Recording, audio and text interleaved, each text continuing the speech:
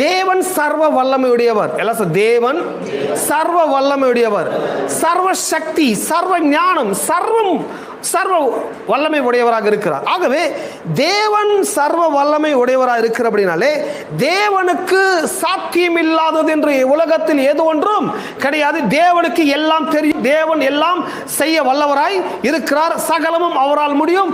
அவரால் கூடாத காரியம் ஏது ஒன்றும் இல்லை.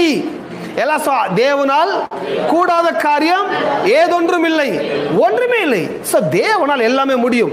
அப்போ தேவனால் எல்லாம் முடியும் என்றனால தான் அவர் சொல்கிறாரு, 1 சாமுவேல், சிறியவனை புழுதியிலிருந்தும் எளியவனை குப்பையிலும் எடுத்து உயர்த்துகிற தேவனாக இருக்க. அப்போ ஒரு கீழே இருக்கிறால மேலே கொண்டு வர முடியும். தேவனால முடியும்னா அப்போ அவருக்கு சக்தி இருக்குது இந்த ஆளை மேலே கொண்டு வருவதற்கு. அப்படி என்றால் தேவன் பலன் இல்லாதவனுக்கு பலன் தர முடியும், உதவி இல்லாதவனுக்கு உதவி செய்ய முடியும், கீழே இருக்கிற ஆளை மேலே கொண்டு வர